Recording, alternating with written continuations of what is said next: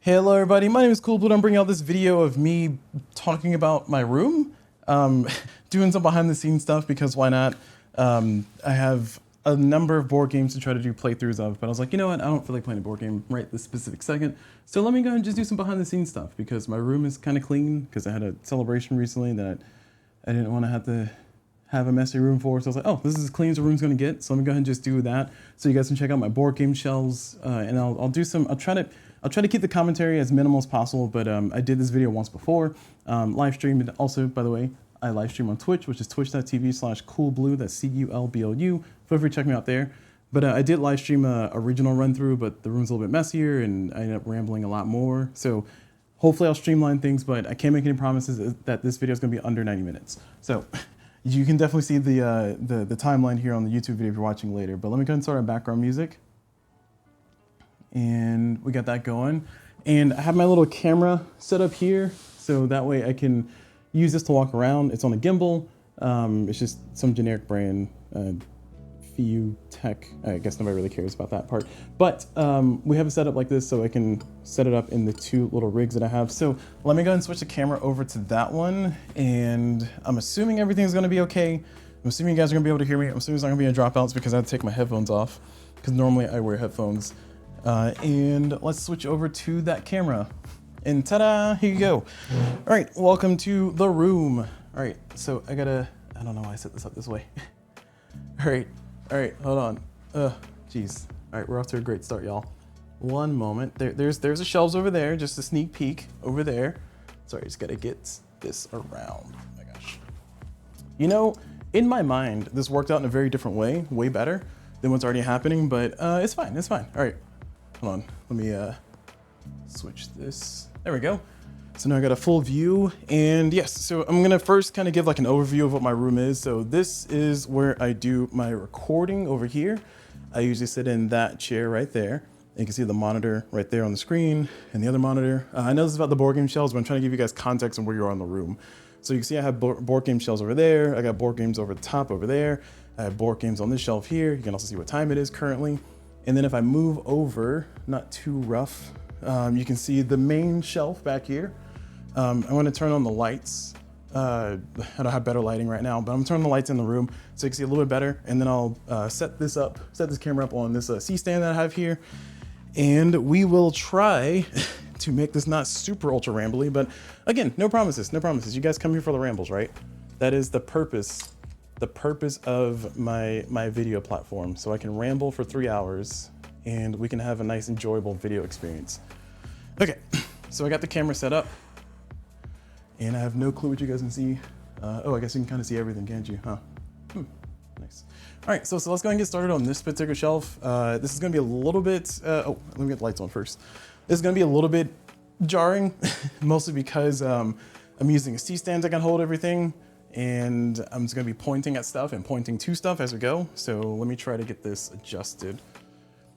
And hopefully the stabilization will help for people who don't like to see too much motion going on. So we'll start over here. Down, 1 second. Oh, jeez. You know, in my mind, this worked out really well. Thank goodness for a stabilized gimbal, right? Because this camera's all kinds of sideways, you guys can't tell. Yep, all right, oh, whew. The struggle is real. All right, so let's go and start off on this corner here. Again, I don't really have much lighting going on here. I can get a light, but it required me to kind of trip myself. So down here in very bad quality, you can't really see what games are down there in this dark, dank corner. Let me go grab a flashlight. But I have a few board games down there, and that's gonna be kind of the first shelf that we'll talk about before we get to the main stuff. And where's my flashlight? There it is. And this shelf is kind of covering just some games that are kind of in the, I don't want to say annex, but in an area that's probably not, probably indicative of maybe I don't play these games a ton. But I do have set to watch the Doom run. I did an unboxing series of that I don't know if you'll see the unboxing for that before you see this video. Hopefully you will. Of course, I got Champions of Midgar, Lords of Vegas, Mega City, what is that? Mega City Oceania. I haven't played that one either. There's going to be a pattern for my collection of board games, is that you'll see that there's going to be a number of games that I haven't played quite. And there's also Gloomhaven, Jaws of Lion. I have played that one partially. I had a campaign with some friends, and of course the friend said, hey, we're done playing together, and then we never finished as usual. So I think that's all I need the light for, so I'll turn that off here. And let's try to go ahead and, oh, also, let me get my phone so I can look at the live stream chat. Where's my phone? There it is. So that's kind of that. So moving from there, we get up to our other shelf, other part of the shelf, which funnily enough, this is actually something that you're supposed to use in bathrooms. So it's supposed to go over a toilet, and it just worked out perfectly for my corner over here. And this is what I use for my shelves to hold my railroad tiles stuff. You can see all my railroad tiles collection right there, and all that stuff going on. And I also have pretty much best sellable game, or best sellable art by best sellable games sitting there in that particular spot, and you know, some other small box games. And then down here, an essential in anybody's board game shelf, there will always be a board game that is very small and hard to kind of figure out what to put on the shelf. So there will always be situations to where you might need to have something to just kind of hold awkwardly shaped things. So this is where like all my bags and stuff, like love letters over here, some other games I can't really name. There's apparently a mat in here. Oh, okay, cool. All right, well, there's a mat in there. Look at that, cool. Sorry, I just look at Twitch chat. Looks like Chai Doodle on Twitch chat just said, what a great fireplace. Yeah, it's a great fireplace. I don't have it on currently because it's a little bit warm in the room. But we'll definitely flip back over and look at that later. But for now, we're gonna go ahead and move over to kind of the meat and potatoes of my shelf, which is this shelf. So I do not really have an organization method for my shelves. So I'm sad to inform you that I do not have a specific organization method. Instead, what I do is I kind of just put the board games where I would most likely interact with them. And the more likely I am to play a game, the more likely it's to be in this specific section of the shelves that we're looking at. And what we see here is we see pretty much all of Clinic, because I love Clinic, as you all know. It's one of my favorite games. That's number 2 on my list of top, 145 or 144, whatever I did my list of. So Clinic is there. And then also, I guess Fields of Arle, that's a good second. I mean, these are the games that I'm most likely to kind of gravitate towards trying to play or doing playthroughs of. It doesn't mean that you all will see me play them all the time. It just means I hold them in a little bit higher steam than some of the other games on the shelf. No offense to the other games on the shelf. And looking up from here, if I can get the camera to move up. Yeah, looking up from here, a little bit of an awkward angle. Actually, let me try to get you a more even angle. 1 second. So let's do that. And we will angle our way up. There we go. Oh, okay. All right, well, calm down. Sorry. It's just a one-person production here. Please ignore the dusty shells over there. But up here we have just a bunch of empty boxes. There's a little bit of a glare, so it's gonna be a little bit hard to see. But we have my entire Tiny Epic collection. I am a huge fan of small box games. So Small Box Big Game is a whole series that I have. It's one of my premiere series for YouTube videos that I've done, or YouTube series that I've done. And you can see the Tiny Epic series is all there. That was kind of one of the ones that started the desire for me to do, just kind of do some solo playthroughs, because I'm a huge fan of board games, and I like the Small Box Big Games from Gamelin Games. So I have all of them, all 15 of them, plus all the expansions. I feel like I have everything. Yeah, there was one point where I was missing Tiny Epic Game of Thrones and Tiny Epic Cthulhu and Tiny Epic Crimes, but I got those now. And do I have the expansion for Tiny Epic Crimes? I don't see it. Huh. Okay, maybe I don't have everything, because I know Tiny Epic Crimes has an expansion, but that's beside the point. The point is that, yeah, this is where a lot of the Tiny Epic games are. Oh, sorry, I should probably point at them instead of just talking about them. Sorry. Gotta get this stand out of my way. Oh. This seemed like a good idea in my head, y'all. But yeah, the Tiny Epic series all down here, all down the bottom, and then their expansions are up here. That's what I was saying. I don't see the Tiny Epic Crimes expansion, so I don't know if I have it. I feel like I have it, I didn't put it up here. But I'll double check. I'll double check sometime later. But for right now, the rest of the stuff here, we have some Terraform Mars Ares Expedition, a whole bunch of Marvel Legendary. Marvel Legendary is one of the reasons why I will never get into living card games. I hate it so much. I've been buying every single Marvel Legendary as it comes out, and I think I kind of got to my end here. But I think I hope that Upper Deck. Yeah, I hope Upper Deck is done printing Marvel Legendary. I really hope. But I've been buying it for basically 10 years. I did a whole video about like all my Marvel Legendary collection and where it's stored at. So feel free to check out that video if you want to see more on that. But I did luck up and get the Marvel Legendary X-Men one, which is right there. And that one is apparently really expensive to get. It is out of print. Everybody wants it. And I don't know what the deal is with Upper Deck and doing that one, but maybe the license ran out or something. But I got a copy of it, so I'm pretty happy about that. So that feels good. But other than that, I will eventually try to do a campaign playthrough of Marvel Legendary, because that was the whole point of me getting everything, so I can do the campaign playthrough, because there was somebody who made a fan-made campaign version of it, and I really wanted to play through that. But, you know, I haven't made it around to it yet, so we will do that eventually. Sorry, trying to move this down without jarring too much. So moving on down the shelf here, I mentioned before, this is kind of the more likely for me to play games. So I have a number of solo games from the Renegade Solo Hero series. Of all the ones there, Wraith and the Giants is like the only one that I actually like. Warp's Edge is okay. I feel Warp's Edge is solvable because you have a lot of time, or I feel like you have a lot of time, but I can ramp up the difficulty by going for harder creatures, but I haven't played it too much. Unstoppable, I really want to play and love Unstoppable, but I cannot play it because I don't know. There's something about touching cards that are not sleeved doesn't feel great.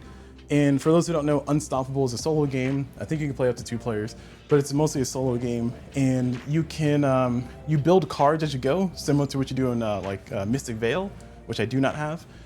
And in that game, sorry, kicked my C-stand here. In that game, yeah, you have cards you're trying to build as you go along, so not everything is sleeved, and it just doesn't feel right. I really wish I could sleeve everything. Maybe I'll try to get some inner sleeves and try it out. Maybe that'll help. I don't know if that'll help, but yeah, I don't know. It's a thing that is really not based on anything logical. It's just I don't wanna. So that's why that game is kind of there. I also have a little bit of Clinic on top there, 69th edition or extension, nice. Moving on down here, Core Discovery is right there because it is a game that of all the games here on the shelf, that's the game I'm most likely to play just for fun, whether I'm on camera or not on camera. It's a pretty fun game. I like it a lot. Moving on, I see nothing else is really standing out on the shelf. So let's go ahead and move on to, Nourishment Hacks, great game, would recommend. And moving on down, let's see, try to get this positioned here. So we're moving, that is the wrong twist. Don't want to break anything here. There we go. So moving on down the shelf here in a very smooth fashion. We have a few other games that one that I really want to talk about because so my friend Bear, I live stream with Bear on the Friendly Neighborhood Gamer NC. So if you all check out FNG or twitch.tv/FNG Raleigh NC, you'll see me on his channel pretty much every Thursday except for as of recent because of the holidays.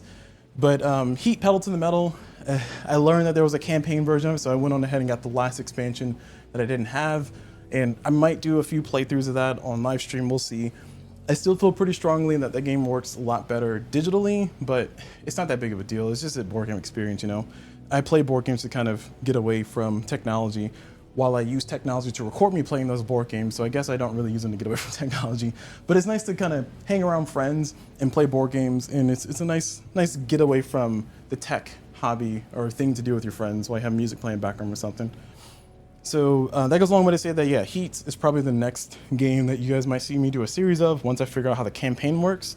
And I think the campaign is literally just kind of, you know, here's a race scenario to do this race scenario with these effects in play and see how you do. Again, we'll see how it goes. Rallyman GT was one that I originally wanted to do something similar to that, but Rallyman GT just ended up not being fun. Heat was actually an entertaining game. So that goes a long way to say that I will try to do with Heat what I wanted to do with Rallyman GT, which I have no longer in my collection. And then of course down here, we have the Mechs vs. Minions, so it's the League of Legends box there. I don't know if that game's out of print, but I think Riot stopped making copies of the game, so I guess it is out of print. So I don't know what the deal is. I don't know what the deal with that is, but that's another game that has a campaign mode that maybe one day I'll go back and play. I don't know. I'm not really sold on that one. Moving back over into the corner of despair. Might need my flashlight again. So into the annex, if you will, we have a few more games in the corner. We also have a power station down there, and that power station is connected to my router. That one right there. Yeah, you see right there. But let's connect to my router so that way if the power goes out, I have internet still. Oh, you couldn't even see that. Sorry, my bad. I was underestimating how low the camera was going. There you go. Right down there with that. Yeah, right there. That power station. But aside from that, we have some board games in the corner. One game that I'll never get rid of, but I don't think I'll ever play again, would be Unusual Suspects, which is right there in the corner. It's a game by CulBlu or not, and it's interesting because it's like Guess Who, but with stereotyping inside of it. I don't know, just where I'm at in my life and how the world looks right now, especially in America. Like, it's just a very difficult game to kind of play. And I don't know if I can ever justify playing that game again, unless I have like a very specific group. And then some more games that are kind of in the corner of shame. It's not really a corner of shame, it's just I'm less likely to pull those games out exponentially. So like one game I got, which is Attica, I want to play it one day, but I got it from a friend for like $5. He said he and his husband used to play it a lot, and he passed it on to me, and that was pretty cool. So I don't ever want to get rid of that game. And then so on and so forth. Nothing really special in the corner. We got some Railroad Inc. is in the corner up here. If we zoom, not down, but up.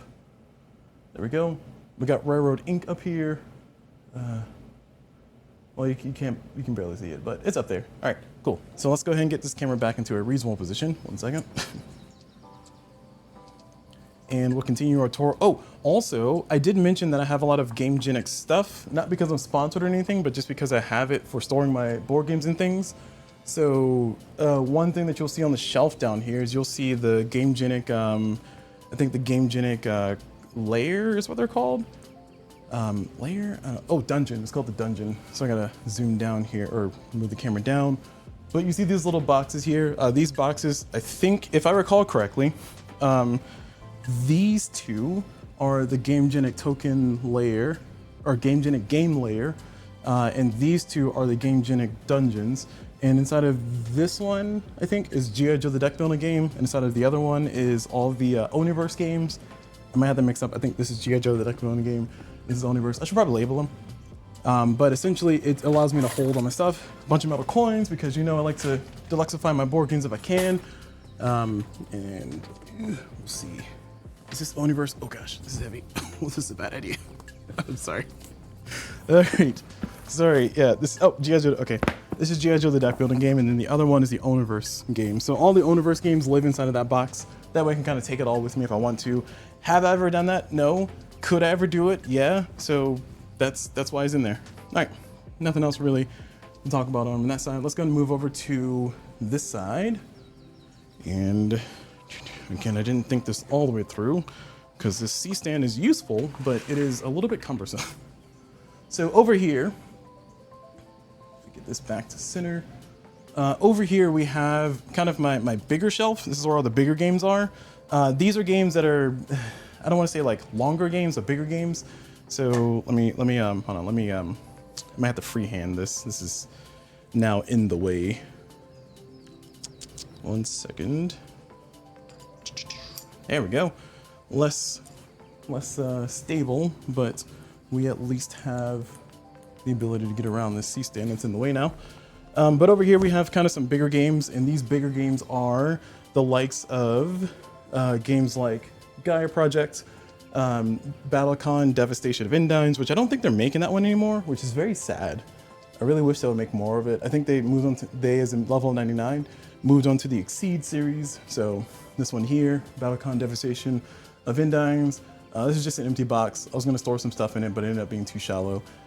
Endless Winter, Gaia Project, Hyperborea, which I will play one day. I promise, I'll play that one day, because this game is like, I think I bought it from Amazon for like $10. I can check, see how much I paid for it, but I bought it for $10 because it was going out of print and nobody wanted it. And then it became hard to find and people wanted it again. And then they made an expansion for it and I got the expansion. So we'll see. Carcassonne, Shia, Legends of the Drift System. That is my #1 game out of all the games that I have with the expansion. With the, I think it's on the other wall, but with the, what was it, Forgotten Embers expansion. And then Stellar Horizons 2, and then moving on down from there. Sorry, I have to keep looking behind me to see what the framing looks like. So going on back here, we have some more stuff. Again, I'm a little bit more likely to play these games, especially towards the top. So River Valley Glassworks, River Valley Glassworks, you've seen this be played a lot on Bear's live stream. We do that whenever we're doing one of his Barely Canon episodes. Come Sail Away is one that's quickly becoming my favorite. So I'm starting to like it a little bit more as I play it. And then Pirates of Maricopa, I like that game on Boardgame Arena. It is a great game.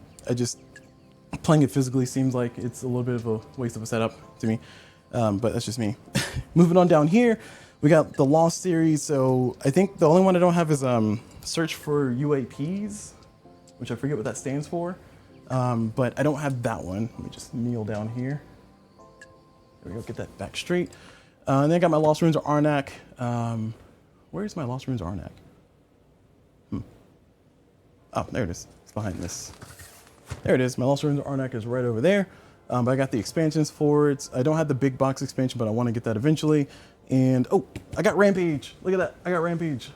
It's bragging rights right there. That's right. It's not Terra Maple City. It's Rampage. No, I'm joking. It was actually a Terra Maple City.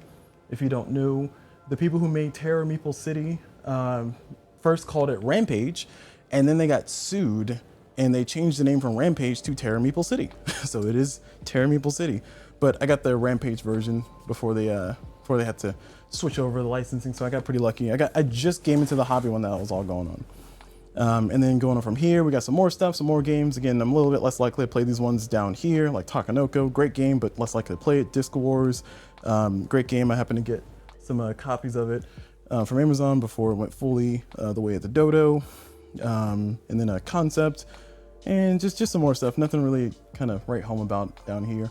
I will focus on this particular game here, Mage Knight. So I am going to do my 2-yearly attempt to play through the game and see if I actually like it now. I feel like Mage Knight is a game that people give a lot of credit, a lot of love for solo play, and I just don't like it. I just don't. It never does anything. It never feels good. It never feels fun. It doesn't feel entertaining. I don't know. It's just not my game. It's just not my game. So I guess I'll say I'm going to attempt to play it again.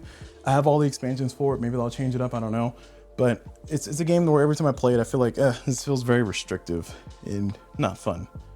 Anyway. Oh, and there's D-Day at Omaha Beach. I'm definitely going to try to do a playthrough of that. I've been trying to do a playthrough of that game for so long, but there's a lot of rules. Similar to kind of Mage Knight, where there's like a lot of nuanced rules that I don't want to mess up. But we'll try to do a playthrough of that. All right. And then going on to the final wall over here. So the final part of the giant wall over here, this is, let me unplug this. Okay. Oh, okay. All right. Let's say hopefully it didn't kill the camera feed. It kind of did, but it came back. We got some more games. Again, the higher up the game is, the more likely it is I'm going to play it. So these ones are just here because they fit there. I'm not that likely to play them, but Leviathan Wilds, that one just fits there too. Maybe I need to rearrange this shelf. Yeah, I keep looking at games. I was like, I'm not going to play that game anytime soon. Why is this up here? But then again, I look down on the shelf. I look down at the rest of the shelf down here, and I don't really see anything I'm like, it's jumping out at me. Also, you'll see Clans of Caledonia is right there in my donate to a friend pile, mainly because I had the expansion Industria with the base game again, so I can kind of get rid of that. But yeah, I mean, I guess I'm more likely to play the games up top, but I'm not seeing anything stand out to me except for maybe Terraform Mars Ares Expedition, and that's not really, it's not really much. Also, hopefully my audio's not cutting out. Like I said, jeez. Sorry. Hopefully my audio's not cutting out. I am kind of across the room trying to record, so I hope my audio has a good enough line of sight. It doesn't need line of sight, but it does struggle sometimes when it doesn't have a better direct connection there. All right, continuing with the stuff here though, we have just some games on the shelf over here. There's Hexplored over there, and then going up top, we got some more empty boxes. So we got Undaunted, G.I. Joe the deck building game, the expansions for Heat up there, Clinic, Role Player, because I got the big box thing. I got all the stuff for Role Player. I have a friend who really loves that game, so we do end up playing that quite a bit. So I got all the things for it. And then we got the tiny game shelves. If you're wondering what kind of shelves these are actually shoe shelves that I got from I think either Walmart or Big Lots or Target somewhere, one of the big box stores. And yeah, these worked out perfect. It's supposed to be for shoes, like a shoe shelf, shoe holder, shoe thing. And I just put them on top of here. They match the color close enough. They're technically a little bit brown instead of black, but they match the shelves good enough to where it just looks nice from afar. And I could put the small games on there. So that really helped out a lot. Because like I said, I do like my small games. All right, let's go ahead and make our venture across the room so we can get to the other shelves, because there are 2 more shelf sections to look at. So let's go ahead and put this inside of this here for stability. And let me grab my phone so I can check on chat. And here we go. All right, so let me check on chat, see how it's going, see if anybody's doing anything new. How's everybody doing? Hopefully my audio sounds okay. It's like I said, I can't really monitor it from where it was. But over here we have just kind of the bigger game shelf. I don't really know how else to explain this one. But it's just a shelf with bigger games. Oh, also I have my candle collection up there. Not really a collection, I just like candles. They're pretty nice. They make the room smell good. So nice little assortment of candles up there. But looking over here, we have High Frontier. And I'm trying to think of any notable Molly House. I want to try to do a solo playthrough of Molly House. I did do a playthrough with some friends, and that was entertaining. But I want to try out a solo playthrough because I don't know, the solo playthroughs for any of the PAX games or the games that CulBlu games have not really been my cup of tea. Especially John Company solo was not that fun having to manage the bot and everything, but it was reasonable. It was okay. Then we got Rolling Heights. I did do a playthrough of Rolling Heights, but I don't think I uploaded it. And I think I lost it to time, so I gotta do another playthrough of that one. So it's not that I'm dreading it, it's just more of a, just kind of had thing going and now I gotta do it all over again. Shoot. Anyway, moving on down the shelf, we have some games that I'm probably never gonna play, which is Slay the Spire and Dead Cells. I probably won't play these physically. I have a friend who, same friend who likes role player. I have a friend who really likes the Slay the Spire, the board game, and the cooperative version of it. So I'm keeping it for prosperity reasons. They have their own copy though, so maybe I don't really need a copy, but it's on my shelf, so it's here. And then Dead Cells fits right next to it because of course it does. 2 video games, the board games that I think is pretty cool. Sleeping Gods here. If I had to get rid of one of these, I would definitely get rid of Sleeping Gods, the original. Distant Skies, I like the mechanics a lot more. Civolution, I finally sat down and tried to play that one, learned how to try to play that one, and it's been pretty entertaining. I'm looking forward to trying to play a solo playthrough of it too at some point in the future. And then Hegemony. Hegemony is another one that it has a solo mode, but it doesn't exist. It's a 4-player game. I'm gonna see if I can get my friends together so we can do a 4-player game of a Hegemony. I feel like it'll be a lot of fun. I just gotta figure out how to frame it with my setup and get it on camera for everybody to see. All right, let's see. Let me adjust my camera. I think this will be good enough here. Yeah, there we go. See more of that messy room. Moving on to the next 2 shelves on the bottom. You don't really see it because it's under the shelf down there. But I have a HeroScape box. It's just an empty box. I have all of it inside of a tub instead. Just the original HeroScape, not the new HeroScape. I found it at a thrift store for like $20 back when the game was, people were trying to, crawl over broken glass to try to get some terrain tiles. So that's been pretty nice to have that one. I played it only 2 or 3 times. It's an okay game. You chuck a bunch of dice and hopefully you hit things. It's not my type of game, but it's nice to have it as like a little toy, build your map and stuff. Going back into the shelves though, again, pardon the rat's nest over there and the mess over here, and my cable that's always in frame. But we have Clash of Cultures. I like the game a lot. It's really fun. I really want to try a 4-player game. I don't know if I'll ever live stream a 4-player game, but it's a really fun game. I love it. It's civilization in a board game form. That's exactly what I wanted. I think that game's great. I don't know if they have any expansions. If they do, I need to look up that and get them because I don't want to say the game becomes samey at a certain point, but I feel like once you play like 2 or 3 times, you kind of played everything that's there. Moving over, we have Great Western Trail. I got that recently for my birthday for my partner, so shout out to my partner for that. That's been a very, very thoughtful gift. I'm looking forward to playing that one. I had the expansion for it as well, so I will learn to play that one day, and you may see a video, you may not see a video, I don't know. I don't even know if you'll see this video. You probably will. Shotguns and Base and Sancori and Iridia. I played Iridia. I'm doing a solo campaign playthrough of it. I don't know if I ever do a live stream of it. I'm still in my first campaign playthrough of it. It's a slog. The loop gets old, and I don't think it's a bad game. I just don't think it's like the end of the world game. I think it did rank in my top 10 board games though, out of all the board games in my collection. So that's saying a lot for it. It's just a game that I haven't revisited in a while, and I'm kind of dreading thinking about trying to go back and finish. First of all, pick up where I left off, and then also try to finish the playthrough with my 2 characters. I'm playing as the Shadow and the Arcane. Is that what they're called? Shadow and Arcane. So that's I don't know. I'm getting tired thinking about it. Moving on, Sankori and Shackleton Base. I have not played Shackleton Base. I did do a playthrough of Sankori. I do enjoy the idea of Sankori. I feel like Sankori needs to give a few more plays before I make a final verdict. But overall, I feel like Sankori might be too many pulling levers, too many resource conversions to be fun for me overall. But I did enjoy the idea of it. And then down at the bottom, we got some games that I haven't really played too much. So we have, first of all, Zango over there. I'm gonna learn how to play that one eventually. It was described to me as a very boring and dry Euro. And I set it up to try to play the solo mode, and it was very dry and boring. So I stopped trying to play it. So I guess they were accurate. They were accurate with their description of it. But yeah, Zango is one of those world wonders. I'm gonna learn how to play that one eventually. I think I can play it solo. Yes, I can play solo. I'm gonna learn how to play that one eventually, because there's some expansions I want to try out maybe, but I need to actually learn the game first. And this is a chronic problem I have with my board game collection. I try not to get board games that I don't think I'm gonna play. And if you notice, I don't know how eagle-eyed you are, but if you notice with my board game collection, a lot of the games that I have in my collection, I can play by myself. I can play solo.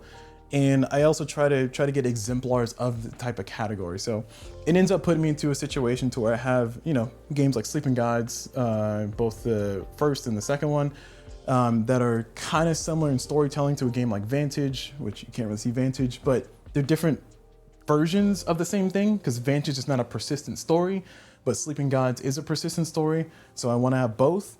So that goes along with to say that a game like, what was I talking about? Sorry, I forgot World Wonders. A game like World Wonders, I don't know what kind of game it is, but if it matches something like if World Wonders turns out to be very similar to Sankori, and I think Sankori is a better representation of that type of game, I might get rid of it. But we'll see. We'll see as we go. And then the rest of the games down there, Daybreak I'm going to play eventually. There's a lot of games on my shelf of opportunity, I like to call it, not shelf of shame. There's a lot of games on my shelf of opportunity that I will eventually get to. Am I getting to them now? No, but I will eventually. All right. So now we go over to our last shelf, which is over there. So I have not thought this part through. So my apologies ahead of time, because this is going to be, I don't think I can fit my tripod in there. Maybe I can. Hold on, let me try. All right. Yep. Yep. This is working out. Please don't mind the dishes over there and the little bar thing right there. All right. Okay. All right. We did it. All right. We fit the camera there. Perfect. All right. So over here we have our last shelf. We have a floating shelf above us, but it's full of just expansions in the Oniverse games. So I'm not going to spend too much time repositioning the camera so you can see it. But above us, directly above us where we are, there's just the Oniverse series of games. So I have Onirim, Urbion, Castilion, Sylvion, Natalion, Arion, Stellarion, Siberion, and I thought I had Ultimion. Is Ultimion out? I don't know if Ultimion is out, but I thought I had that one too. Maybe I don't. Huh. But anyway, all those are above us. Some expansions for other games are here, like all the expansions for High Frontier, and all the expansions for Pixel Tactics. So I'm just explaining that to you. I know a visual is better than me saying words about it, but I just want to let you know what's above you and what you're missing out on. So going back to the shelf, we have the last series of games, and also we have a chair in front of us, which you can see the chair right there, which is currently holding our live streaming setup. Right. Oh, jeez. All right. Well, I didn't think this all the way through. Yeah, there we go. Right there. Yeah, that's our live streaming setup right there. So cool. I just want to show you the rat's nest of cables that bring you the stuff that you're watching. Oh, also I can take this off now. Sorry. There we go. So let's go back to the top so we can focus on what we came here to focus on, which is the board games. So we have, I like the PAX series, the small box PAX series. So I have PAX Emancipation, PAX Transhumanity. I got Greenland, Neanderthal, Biogenesis. I also have, is it Bios Mesofauna? Is that what it's called? I don't know. I'm trying to look at it from across the room, but I'm basically blind, so I can't see it. But I'm looking through the stuff and, yeah, the PAX games are up there. Those are empty boxes because all those games are inside of a GameGenic castle that you might have seen earlier. I didn't point it out specifically because I forgot to talk about it, but it's over there. And, oh, sorry, I'm looking at Twitch chat here and I see, looks like Legends DM says, ooh, I see board games. Yes, hello, Legends DM. Yes, I'm trying to do a board game room tour because I did one last time previously, but it was a little bit more rambly. And I think, am I already at? I think I'm already at the hour mark. It feels like I'm at the hour mark. I don't know, I can't tell. But let me go ahead and continue. So Final Girl, I want to talk about Final Girl because Final Girl was one of the first series of games that I think I ever gave up on. And I'll explain why. So if you go back and look at my video series, because I did a Final Girl series specifically, I was doing a playthrough of all the Final Girl games. And at this point, Series 2 was being fulfilled through Kickstarter. Series 3 had been announced, or Season 3 had been announced, and Series 1 was already out and I had Series 1. Excuse me. So what I was trying to do is I was trying to play through the storybook because I have a little campaign storybook, and the campaign storybook is not designed to be like super fair or super like even, especially on Season 1. I understand that, I acknowledge that. So, you know, congratulations, Van Ryder Games, sure, whatever. But my problem that I have with Final Girl is that there's too many sources of chaos, and one of the first things that I learned, and you can watch this in my videos, you can see it happen in real time. One of the things that I learned is that I don't like games with too many sources of chaos. As in, the amount of agency that I have as a player has to be enough to make me feel like if I lose, it's my fault. And if it gets to situations where it's like, you lose because 5 of the sources of chaos all were against you, it doesn't feel as good. And, you know, it just kind of soured me overall in the game. So that goes a long way to say that I gave up on doing that series. I think I finished Hans, and I finished, I don't think I did Dr. Fright. I finished Hans and I finished the Poltergeist, so the Ghost. So I did the first 2 because I was going in order from 1 to 5, with 5 being, I think 5 was supposed to be in Kinyamba and Dr. Fright was number 4, but that's not the point. The point is, I was trying to do the book in order. It became very tedious, it became very draining, and I ultimately gave up on the series. But I'm speaking on that because I do want to say for all those out there who are looking for a solo game that has a lot of spunk to it, Final Girl later seasons, specifically Season 3, I think Season 2 started to fix some of the chaos issues, started to fix some of the things, give you a little bit more agency as a player, give you more of an opportunity to fight back, give you more leeway to kind of exist in the world instead of, you know, spend an hour just to learn that you rolled 3 dice wrong and then you died. So Season 2, I think, started to become a little bit less skewed towards evil. And then Season 3, I think, is a lot more balanced. I have refused to go back to the series, and I'll explain why. Yes, I don't mean for it to be a long-winded recommendation slash here's why I don't like Final Girl discussion part. But essentially what happened was that I, at the time playing Season 1, going through the playthroughs, went to the forums just kind of see what is everybody else thinking about the random. Maybe I'm doing something wrong. Maybe something's happening. And somebody made the comments something to the effect of, I've been playing this game a lot and I keep getting destroyed within like the first few turns. How do I, you know, am I doing something wrong? Is my strategy wrong? Like, how do I actually get further in the game? And I think one of the Van Ryder Games designers, I think the lead designer, I forgot his name, but one of the Van Ryder Games people, the official Van Ryder Games people, chimed in and says, Final Girl is a game that's about story. You're just trying to win.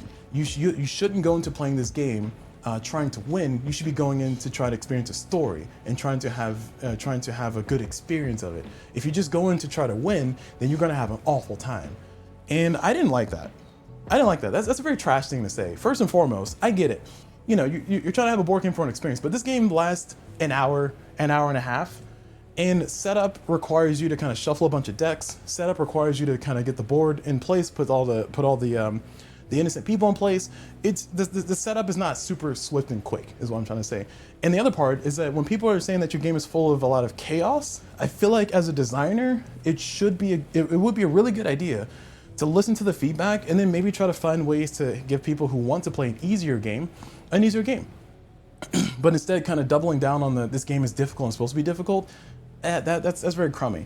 And I also want to be sure to acknowledge that the Final Girl series is based on the bones of Hostage Negotiator, and Hostage Negotiator was also notorious for being very, very brutal with some of the random that you can get in the game. More so, in fact, in Final Girl, you roll a d6 for a lot of your checks, and you basically have the opportunity to pass, you have the opportunity to partially pass, and you have the opportunity to fail.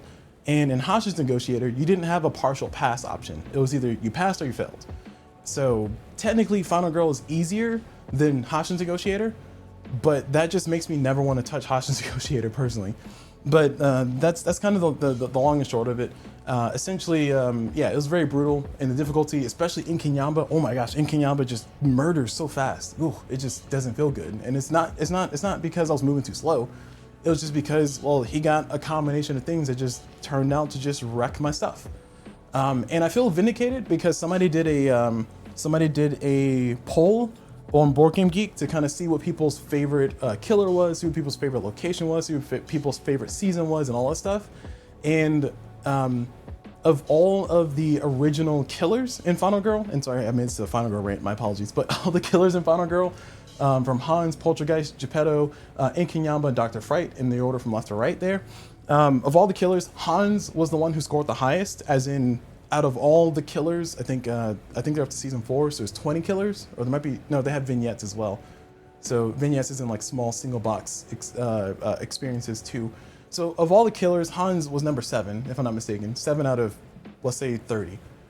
Which I think is pretty good, because I think season 1 was pretty brutal, but Hans was pretty fair. Hans moved fast, or he moved very slow, but he started punching you harder as you kept the game going. So it was very beneficial for you to take him out early, but Hans also, you know, got some opportunities to just kind of teleport and show up anywhere. Hans is basically Jason for those who watch horror movies and stuff. So Hans is basically just Jason. But Hans felt very fair. You know, he's a slow-moving, blumbering tank with a lot of HP that kills you very fast, but you can kind of deal with it. Whereas on the flip side, Inkinyamba, I think Inkinyamba got the lowest ranking because he is just so fast. He moves fast, he hits hard, and he also gets powered up pretty quickly. And the curses that he deals with, as in when you're trying to fight against him, he kind of gets powered up based on things that happen in the environment. And those power-ups are very beneficial to the evil, which doesn't feel good. Anyway, I just want to say I felt vindicated. Season 1 is trash. Hans, you can save Hans. I can give an endorsement to Poltergeist 2, and Dr. Fright is okay, but Geppetto and Inkinyamba, nope, garbage, trash, throw them away.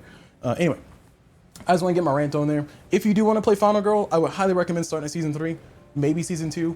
Just ignore season 1. Besides Hans, you know, save Hans. I stand Hans here, but the current stuff, the more recent stuff, is a lot more fair. It gives you a chance of surviving. Anyway, okay, sorry. That was a very long rant in this board game shelf tour, but I think it's very important because I want to express that I do enjoy a lot of solo games. I just don't enjoy Final Girl. So, okay, cool. Moving on. So we got more stuff here on the shelf. We have some smaller games here. We got Seven Wonders Duel.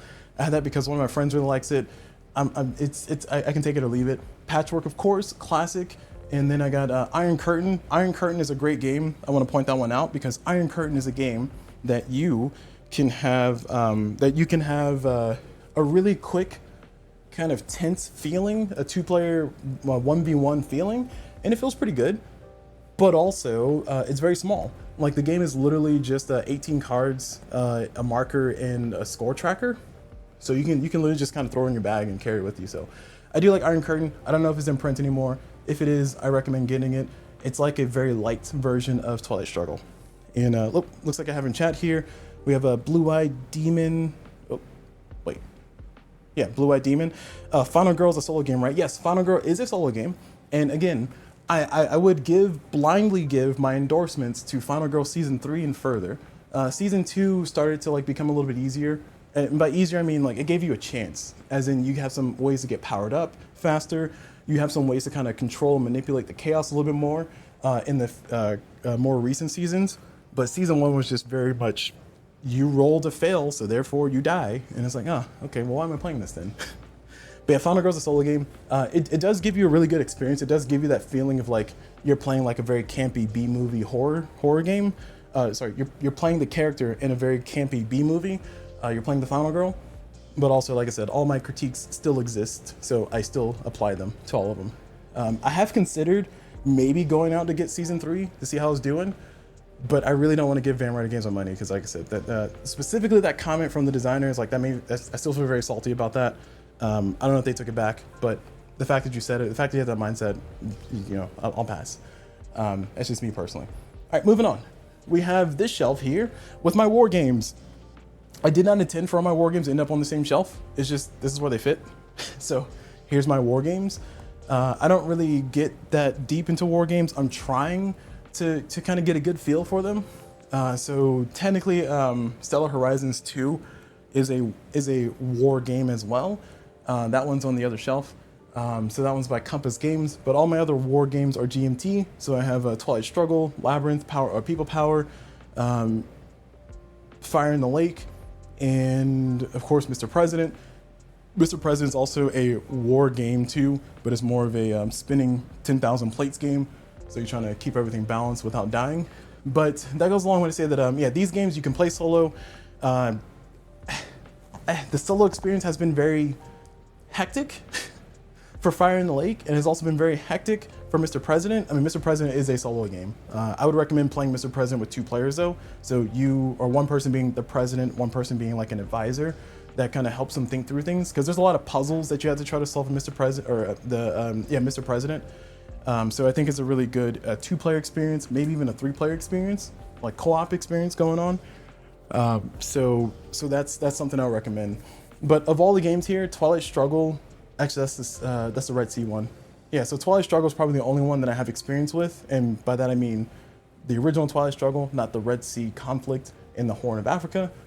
But outside of that, yeah, I played Mr. President.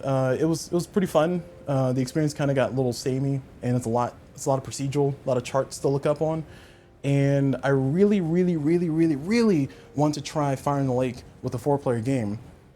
Because I just want to play it, you know. I just want to play it, see what the hype's about, see what the coin games, which is the counterinsurgency. That's the series of games that Fire in the Lake and People Power is. Oh, I thought Labyrinth was a coin game too. I guess not. But yeah, so those are those games. I'm not going to talk a ton more about that. We'll just move on. So, moving on. Oh, sorry. There's a comment here in the chat. It says, "First time seeing these games, to be honest." Yes, the board game hobby has a lot of board games, almost too many board games. Actually, let me not say too many. Thankfully, there's becoming a call for slop. I'm being sarcastic. Yeah, there's some people who are kind of getting into the board games should be using AI to design them. It's like, nope, we got enough creativity already. Let's just keep trying to innovate, guys. All right, so we're getting towards the end of this whole entire video endeavor. We have all the Sentinels of the Multiverse here.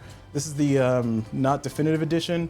I'm looking to get rid of this eventually, so I have one of my friends who's going to take this entire collection off of my hands, mostly because I have no intention of playing this game physically. I will only play it digitally, so that's pretty much shelf space that I'm going to get back eventually. So I'm not going to speak too much about it outside of it's a really fun series to play. It is more fun when you have somebody either managing all of the small nuances that happen in the background, or you play it digitally. But ultimately, yeah, Sentinels in the Multiverse, I have it all. I have the Oblivion, I got the Villains in the Multiverse, all the fun stuff, bells and whistles. And yeah, I'm going to get rid of it. Cool story. All right, over here you have some accessories and stuff. That's my box of, you know, storage containers and different things, card sleeves, all those fun things I use for my board games. Undaunted, right here, I have all of the Undaunted inside of it, except for Stalingrad, of course. Stalingrad I don't have. My friend has it. Bear has Stalingrad. He wants to try to do a playthrough of the campaign, and I'm open to doing it. I don't know. Undaunted gives me anxiety because because of how the game flows as a 1v1 kind of, you know, tactical, but also kind of card management, hand management situation, and it gives me a little anxiety playing that game, so that's why I tend to avoid that game a little bit. I should crack it out and just kind of see, you know, how I feel about the game again, maybe do a video or two on it, at least on the on the first Undaunted, but we'll see. We'll see if I ever get around to it. But as I said before, I have Undaunted plus the other two. So I have what are the other two? So this is Undaunted Reinforcements, which is the one that adds a official solo mode, I think, and the other one is Undaunted Normandy, and then Undaunted North Africa. So those are the three that I have. Oh, actually, take it back. I don't have all of Undaunted because there's an Undaunted. Was it Britain? The one where you're fighting in the sky? I don't have that one. I have no intention of getting that one, but I heard that one was pretty good too. So, more power to you. All right, 13 days. Not much to say. I guess it's technically another war game. Cool. Burgle Bros. Oh my gosh, I like Burgle Bros. It's a fun game. It's very hard. It's a very difficult game in hindsight, but I love playing it. So it's on my shelf, it's right there. I considered getting Burgle Bros 2 because I think that's out officially. But I kind of hate that when I had to get games from Flower Games. I think Flower Games. The person who designed Burgle Bros, I think his company's name like Flower Games or something like that. But they don't really put many of their games inside of retail shelves. It's like my friend in the local game store doesn't really have Burgle Bros on a shelf. So I would love to buy Burgle Bros 2. So if you ever send it to my friend in the local game store, please do, and I will definitely buy it. But I don't want to order it directly from them. I ordered Burgle Bros, the first one, directly from them. So I mean, it wasn't that big of a deal. It's just I don't want to. So cool. All right, and then finally down here we have Scripts and Scribes, which you can't even see because it's kind of in the darkness there. Yeah, there's Scripts and Scribes. It's a funny game because it's in a VHS case.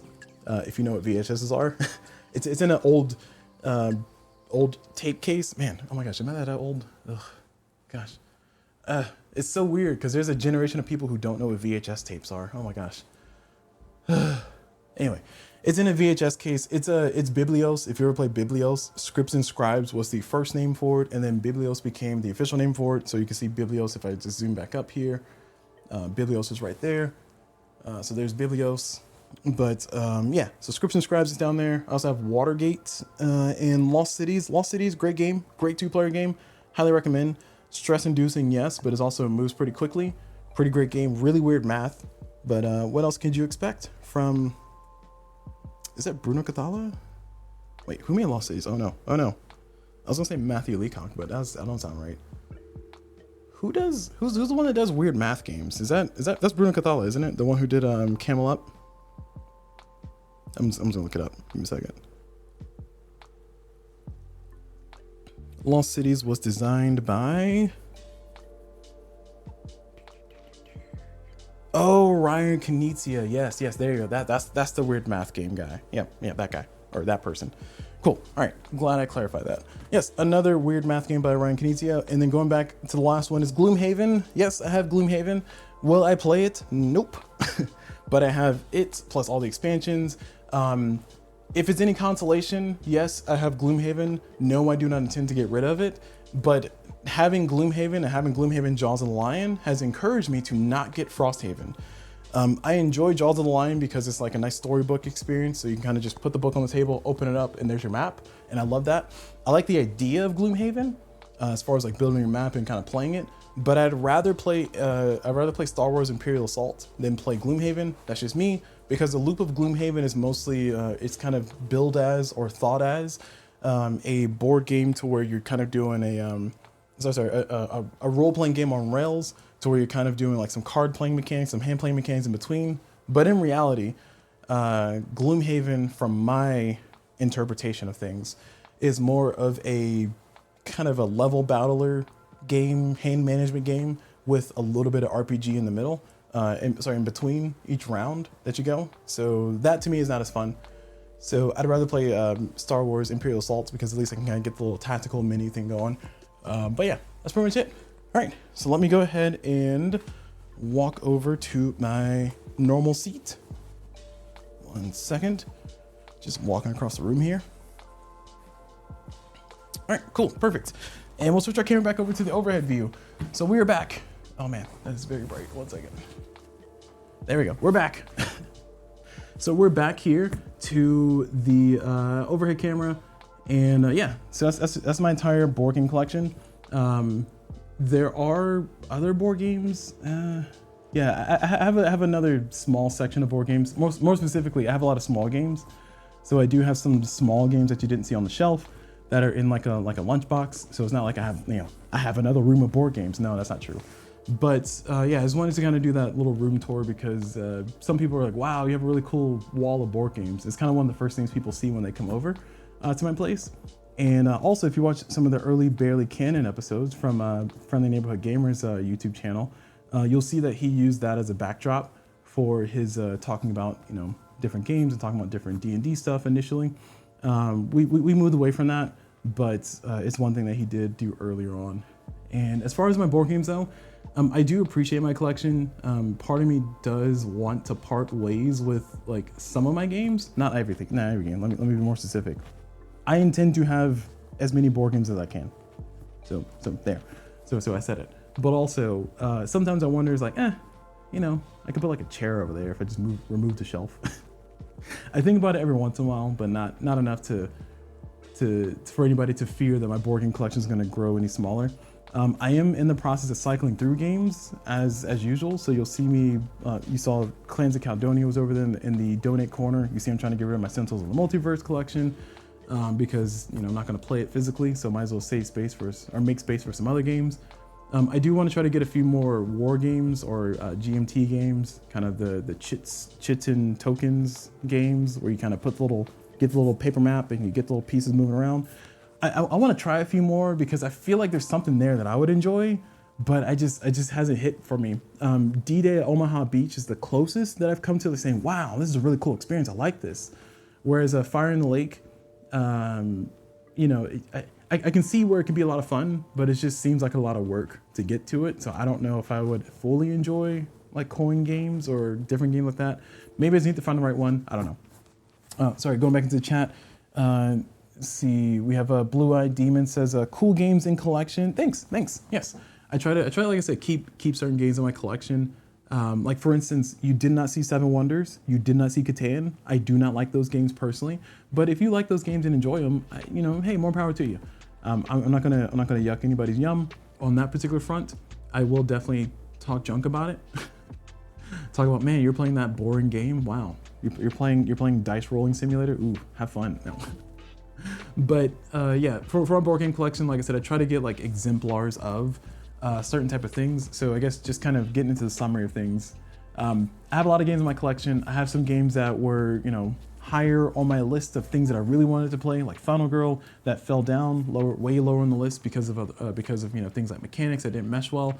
And then I have other games that I have had on my shelf for a while, like Civolution. I didn't talk about that directly when I was looking at the shelf. But with Civolution, it's a game that I've had on my shelf for at least 4 or 5 months. So not super long, but I've never, I unboxed it and that's it. I unboxed it and I think me and Bear, we tried to start learning how to play it, but then we stopped and that's it. But I finally went maybe like a week ago to sit down and play it. And it is one of those games that I think is gonna be like one of the kind of games that really gets my brain going, makes it feel good. So I'm looking forward to sitting down and playing Civolution, like doing a full solo playthrough. So we'll see if that works out. And Blue-Eyed Demon says, Catan brought me into board games. I like it, but played with the wrong people. Yes, so that's another thing. So Catan, so I mentioned before, like I kind of talk junk about certain games like Seven Wonders, Catan, Ticket to Ride, stuff like that. Just evergreen games or games that always sell well that you'll find at retail shelves. And Carcassonne is also on that list, but I actually like Carcassonne. But going back to Catan, I think Catan is a really good game for just kind of learning how things work and learning some different mechanics. Like the whole trading mechanic is very novel for people who may have never played more advanced games outside of if people grew up with the games that you can find anywhere, like Monopolies, Connect Fours, Ludo, stuff like that, then Catan is a really great starting point. I would make the argument that instead of playing Catan, I would recommend people play Carcassonne because I think it's just a better game and it's more fun. And you can also adjust the difficulty of it by including farmers or not including farmers. But that's also because, like I said, I'm a fan of Catan. I'm a fan of Catan. No, sorry, not Catan. Carcassonne. Whoa, sorry.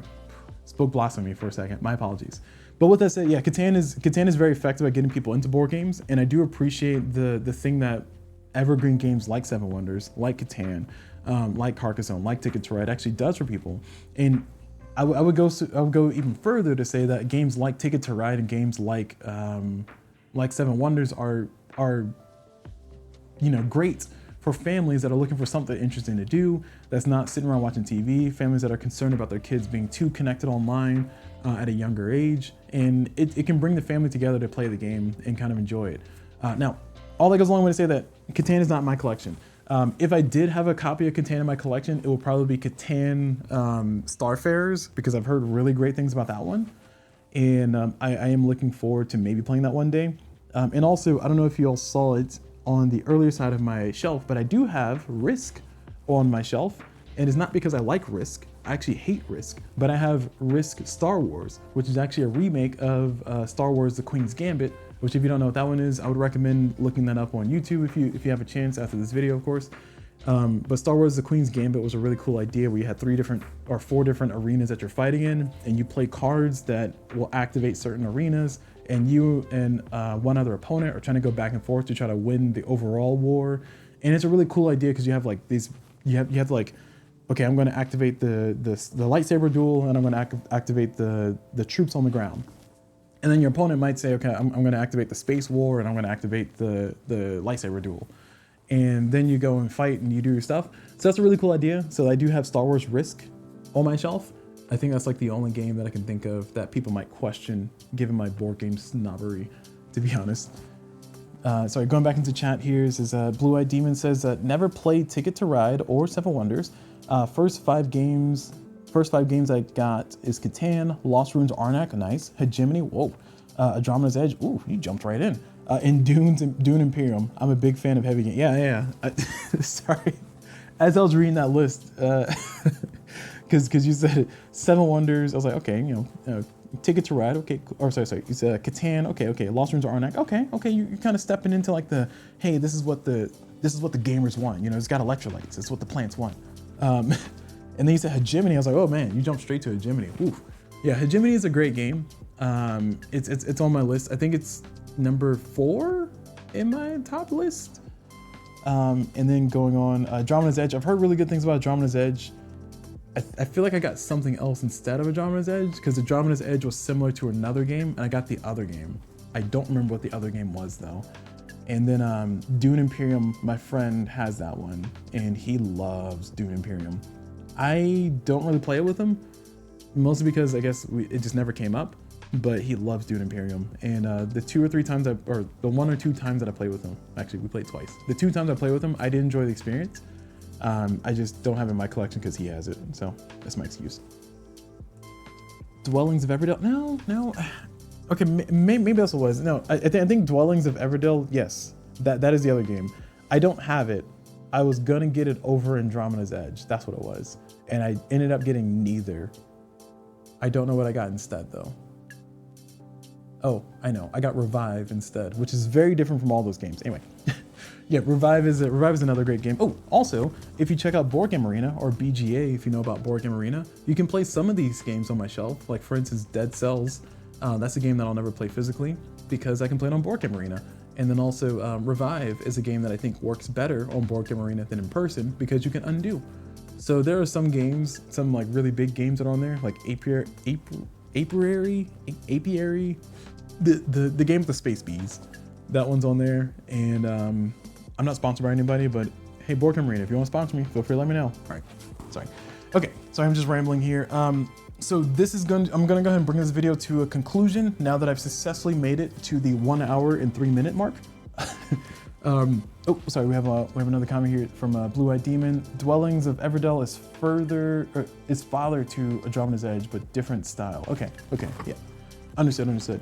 Yeah, I think my friend local game store had both, and I ended up getting, like I said, I got neither, but I was probably gonna get Dwellings of Everdell, and I think the reason why is because Dwellings of Everdell had a better solo, from what people were saying in the forums, but I just decided to get Revive instead, so I got neither. Yay! Look at me being consistent. But yes, so as I said before though, I'm gonna go ahead and bring this video to a close. So thank you all very much for watching. Hopefully this has been enjoyable seeing all the board games in the room. I do have a pretty decent board game collection, and yeah, there are some games that I definitely need to bring to the table and try to give a shot.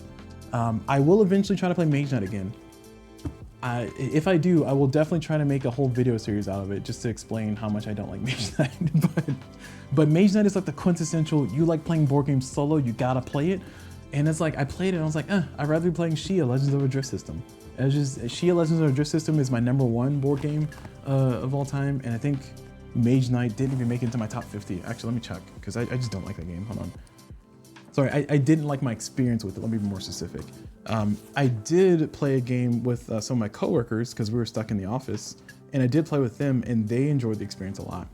So that was pretty fun, and I appreciate them for humoring me with that. And you know, it was a snowstorm. We were all stuck there. We couldn't go anywhere, and yeah, it was a fun experience. Sorry, I'm trying to log into PubMeeple here so I can see my ranking, but I don't know my password.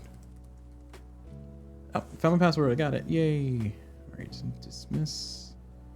All right, so my ranking for Mage Knight on my board games out of 422 board games that were on the list. To clarify, some games that I hadn't played through, I removed from the list. So Mage Knight, Mage Knight ranked 249th out of 442. Yeah. Oh, if it's any consolation, let me see Final Girl. Where did Final Girl land? So the highest Final Girl expansion landed at 255. That is great. That was Terror from Above, really? I like Terror from Above better than Happy Trails? Wow. Something's rigged. Anyway. So yeah, so that's kind of where the game landed. All right, so like I said, I was gonna go and close this video so I don't belabor this too much longer. So thank you all very much for watching. If you are watching on the live stream, I am gonna do a haphazard video on my build that I have, recording everything. So be on the lookout for that.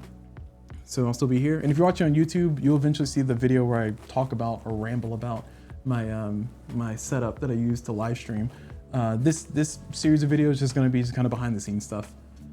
So maybe I'll put a board game on the table, I don't know, but we'll see. Just depends on how I feel after I'm done with the other video. But for now, thank you all very much for watching. Hope you all enjoyed it, and as always, I will see y'all whenever.